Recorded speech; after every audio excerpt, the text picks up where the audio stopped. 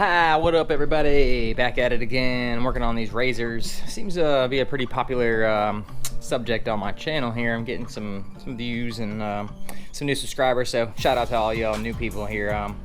I do a lot of different things, but I'm definitely focused on these razors right now, so you caught me at a good time if you're in for the razor content. So, updates. Haha, been waiting on a lot of parts from China. Yeah, I ordered a Amorge battery, Amorge, whatever the hell you want to say. Got a 72 volt, 20 amp hour. I think it puts out like 120 amps continuous, something like that.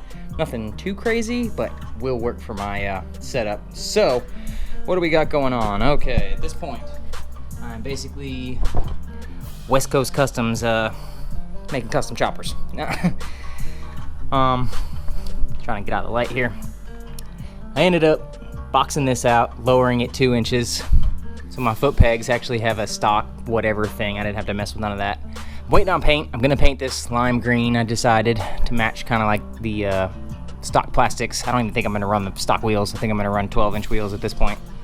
But that's where we're at on the frame. I have to weld a couple more things. The only reason why it's not pinned yet. I have to weld the battery tray back on, and I have to weld my little plate that I had made here for my Kelly controller.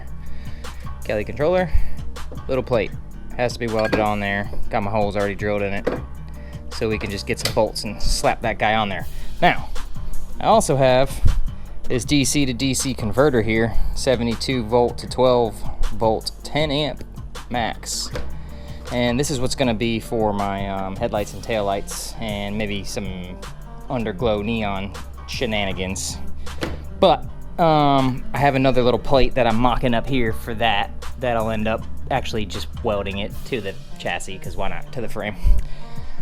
This is a test on the color. You can kind of see the color of what it's gonna look like there, you know what I mean? I'm gonna use this actually still to extend my kickstand as well when I'm at the height I'll be at with those wheels. Not sure yet. And here's the beauty. What you've all been waiting for.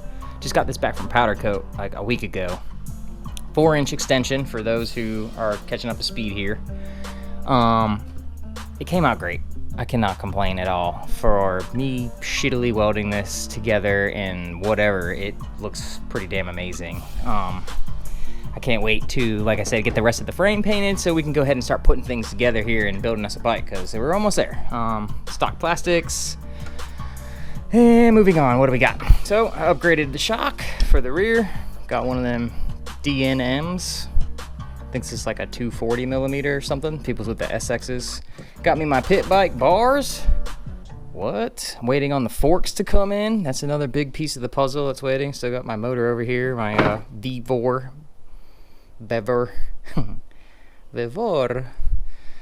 300 water.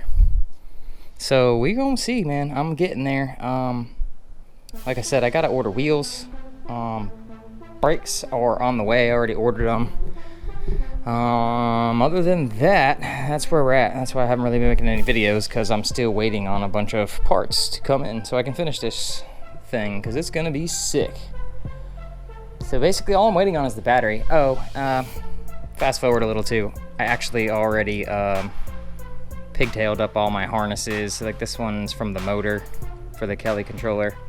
And where's the throttle end at? Yep, throttle end, already got one on there. I'll end up posting something about, you know, wiring diagram that I went off of. I don't even know if what I went off of is correct yet though, so. The other thing is I have to figure out exactly how this gets put into circuit. One of the biggest things with this that I would like to do is retain the factory on-off switch to actually power the 12 volt circuit, so I can like turn the headlights and taillights off if I wanted to. Turn off all the lights, but everything else will still have power. Let's go check on the plastics. I got those in the backyard, the engine plastics. I just painted those, because I do plan on running those to make this thing look even cleaner, kind of like this one does. This is the MX-400 here. Obviously, you guys have seen this if you've seen any videos on my channel. If you haven't seen it, go check them out. But yeah, what I did was I put the stock front tire on there with the stock front forks. I've had a lot of people ask about this actually online. It's like a 3/4 almost spacer up under here. That basically makes up the difference to make it work. It rides okay like this with the staggered kind of setup there. Like a real dirt bike kind of has a bigger front than a rear, but the tire's bigger, so I don't know, it's kind of weird. But it works out pretty well. I can't complain. I ride the hell out of this thing. Me and my daughter both hop on this one and cruise around the neighborhood at 20, no problem. Probably lasts like 30, 45 minutes if I had to say runtime. 2 DeWalt batteries, if you're catching up to speed, by the way. 6.5 amp hours. I need to modify the kickstand on this one because with the bigger tire, it doesn't fit. But I think what I'm gonna do is, for the very initial purposes of the new bike, I'm gonna run both front and rear factory tires on it. And then probably switch to a 12-inch. You know what? Probably not, actually. Probably just gonna keep this on here. Figure out a way to mount the back one on there too is really what my plan was. So it could just have matching front and rear. Even though the rear won't have suspension, it'll still be cool with matching wheels. That's pretty much where I'm at. Let's go check on those plastics. All right. These look like they came out pretty dang good. Can't complain. Looking pretty smooth. I was kind of on the fence about making the actual like fake engine parts silver versus just the all black, but I think with what I got going on with the frame popping with the neon green, I think this will probably be a good combination. We don't need too much flashiness on it. It's already got enough flash. Yeah, so these came out great. Can't wait to slap them on there. If my battery would come in, we'd be in business because I'll be straight to bolting everything together, but then again, I still need my forks to even make this work. I ended up getting a electric, not the Electric & Co, but what is it? Electrocycle Garage front fork kit. So yeah, I'm just waiting on parts, and once they come in, I'll be putting that thing together and trying to ride, man. And luckily my buddy Mike, who's on a couple of my other videos, he's building an MX-650. He's almost done with his actually already. He went with the the Hot Packs battery and the kit that's basically like the knockoff ENC kit, and so it should be another, once again, good A and B comparison. Kind of our builds are, you know, the similar but different type of thing going on there. He's got like the eBay sprung forks. I have the actual hydraulic forks. So he had a air rear shock. I have the actual coil spring shock for the rear. So I mean, I don't know, we got some cool. He has a technically a more powerful controller because I only got the 140 amp Kelly. It's like the KVD 7212N or whatever. That's what I went with. His comes with like basically the new version of that controller, which is the 7215, and it puts out 200 continuous amps, but we both are going to have 120 amp continuous output batteries and similar gearing, like exactly the same, because he actually just ordered me a sprocket from Rebel Gears too. I think we went with 72 teeth and a 25 chain is what we're going with upgrade wise. So yeah, stay tuned. We'll be building all this together. Like I said, he's putting his bike literally together right now. I don't think he's missing much other than some small details. So we'll be making a video about that soon. Yeah.